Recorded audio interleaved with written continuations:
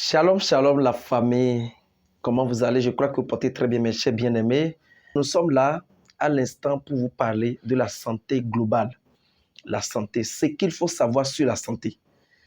Vous savez, en toute chose, vous avez besoin de la connaissance. Aujourd'hui, les maladies sont beaucoup. Les gens souffrent sérieusement des problèmes cardiovasculaires, les problèmes de tension et les maladies acquises.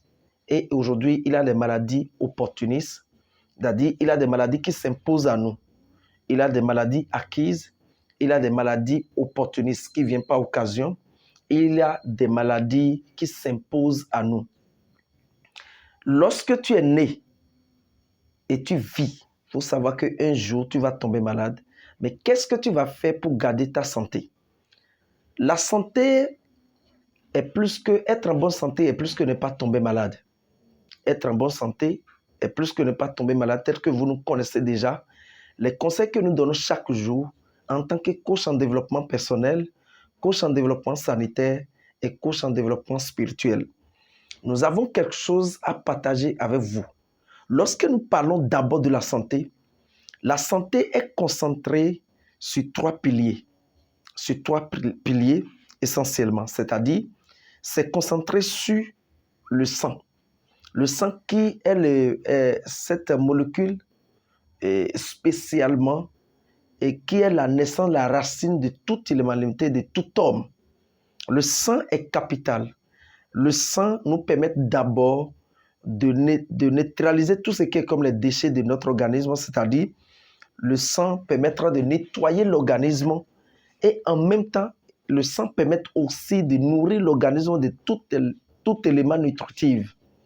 Le sang permet en réalité de donner l'énergie à chaque organe. Donc, ça veut dire que le premier pilier sur lequel la santé est basée, c'est le sang. Donc, ça veut dire tout simplement que toute activité ou bien tout comportement alimentaire, toute situation qui touche le sang, touche ton origine et touche ta santé. Autre chose, c'est les artères, les microcapiens ou bien les veines. Les artères ou bien les microcapiennes, c'est le deuxième pilier ça. Les artères ou bien les microcapiennes sont comme les caniveaux par lesquels le sang doit passer pour aller nourrir chaque organe.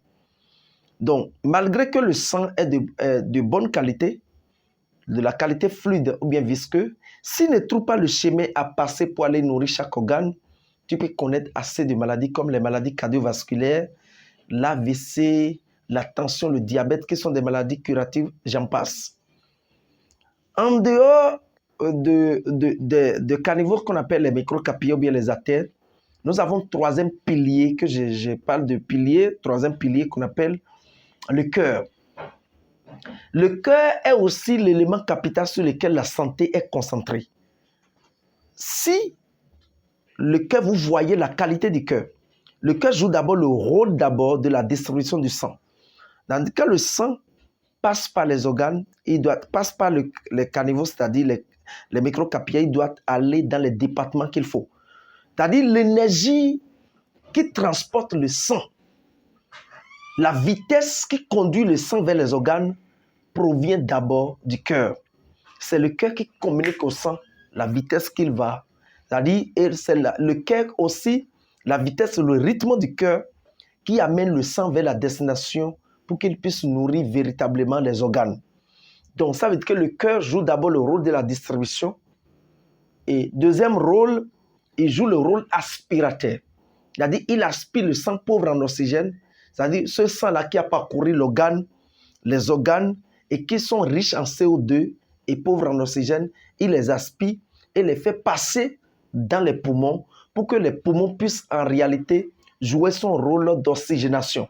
Les poumons oxygènent le sang et le sang doit revenir maintenant, le sang oxygéné revient encore vers le cœur pour que le cœur puisse jouer son rôle de distribution. Troisième rôle que je peux donner au cœur, c'est le rôle de maintien de la vie. Vous savez, mes chers bien-aimés, c'est des organes, c'est des éléments que vous devez entretenir, travailler très bien, comprendre si quelqu'un veut être en bonne santé. Parce que la bonne santé n'est pas seulement du fait que vous consommez les produits, vous avez les docteurs qui prennent soin de vous, vous avez un cardiologue, vous avez un généraliste, vous avez un neurologue ou bien vous avez un dermatologue. Tout cela ne suffit pas pour être en bonne santé. Vous avez besoin des informations qu'il faut et maîtriser en réalité les éléments sur lesquels le sang, la santé est centrée. J'ai parlé du troisième élément, troisième pilier qu'on appelle le cœur. Lorsque le cœur est malade, la vie s'arrête. Lorsque le cœur s'arrête, la vie s'arrête. C'est pourquoi j'ai parlé de maintien de la vie. Parce que la vie se retrouve dans le sang. C'est-à-dire quand on parle de ton âme, l'âme est concentrée, vit dans le sang. Mais le sang qui est en mouvement, le sang qui n'est plus en mouvement, ne permet plus à ton âme de faire des mouvements.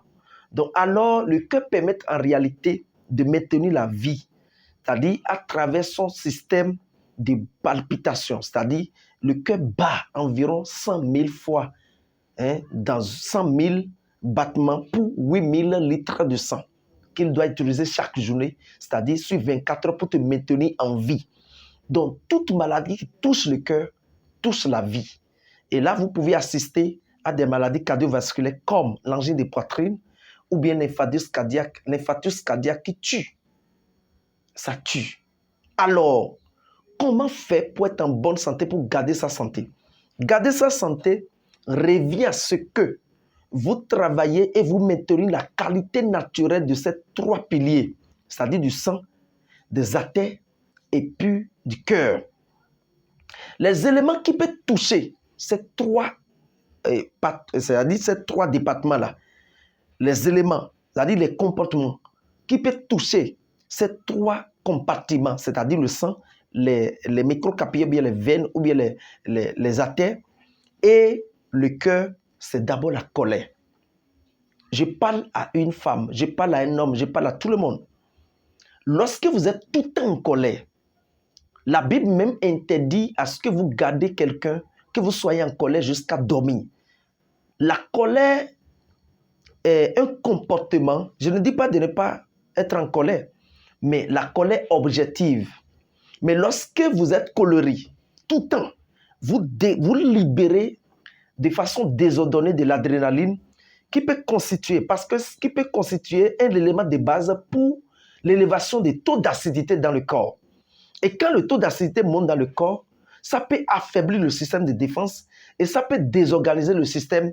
Et vous pouvez assister au développement de la coagulation des caillots de sang, la coagulation des dépôts lipidiques, des dépôts de sucre, les dépôts de sel, qui peut commencer par boucher progressivement.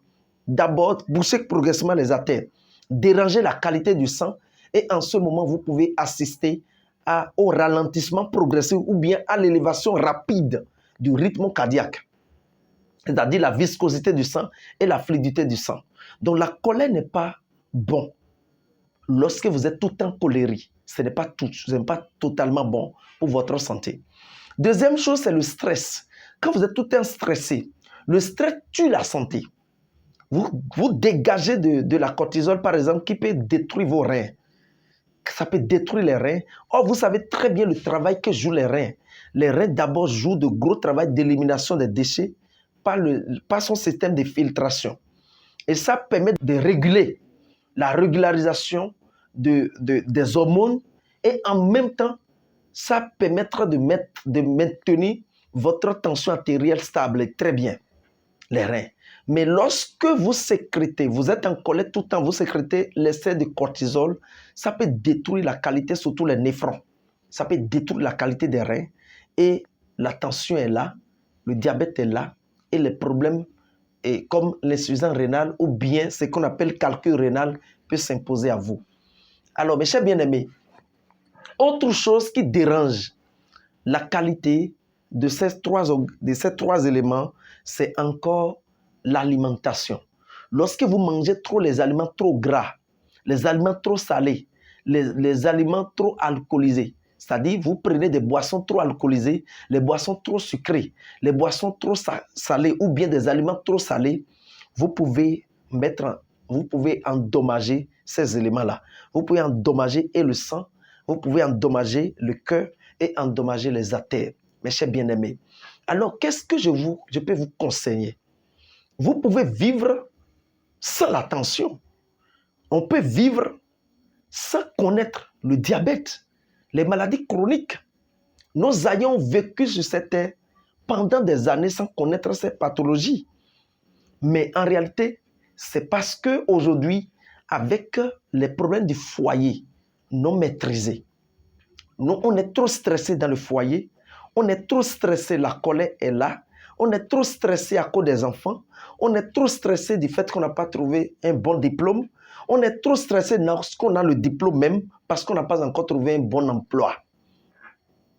Et tout cela affaiblit la qualité, la quantité du sang. L'énergie communiquée à ton cœur va commencer par régresser. Et ça va commencer par détruire la qualité des artères. Et les dépôts lipidiques vont commencer par s'afficher et commencer par boucher progressivement les artères. Et les artères, qui sont les microcapillaires qui nourrissent le cerveau, vont commencer par être bouchés à travers les petits caillots de sang. Et vous pouvez assister à l'AVC hémorragique. Alors, mes chers bien-aimés, mes conseils pour vous, en tant que naturopathe, mes conseils pour vous, en tant que coach en développement personnel, sanitaire et puis spirituel, je vous recommande la consommation de l'eau, l'hydratation. Consommez régulièrement de l'eau. L'eau est à consommer à son étape naturelle. À l'étape naturelle, l'eau est très bonne. Consommez de l'eau surtout à jeun. Évitez de consommer de l'eau au cours du repas. Vous voyez, lorsque vous êtes en train de manger, ne buvez pas de l'eau. Prenez l'habitude de consommer au moins 1,5 litre d'eau par jour. Avoir 2 litres.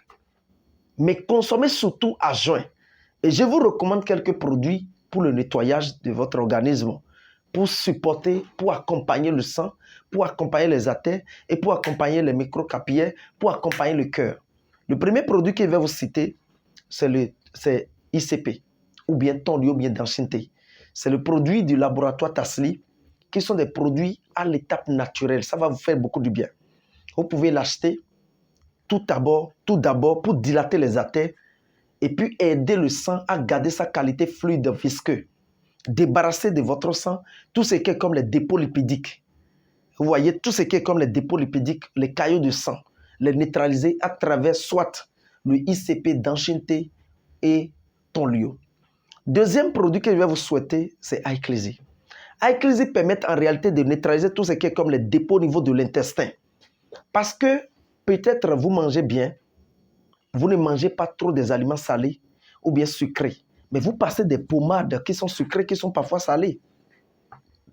Tout ça la rentre directement dans votre organisme. Mais je vous recommande iCleasy. Ça permet de neutraliser tout ce qui est comme les dépôts, les agrégats alimentaires au niveau de la paroi des artères. Et troisième produit que je vais vous donner, c'est Redis. Redis permet de brûler tout ce qui est comme les aliments gras. Donc ces produits sont très bons pour ceux-là qui veulent maintenir les taux d'acidité normal et taux de basique normal pour le bon fonctionnement de votre organisme. Je vous aime beaucoup. On va parler dans les jours à venir des organes qui rentrent dans l'entretien de l'organisme. À bientôt. Bye bye. Je vous aime beaucoup.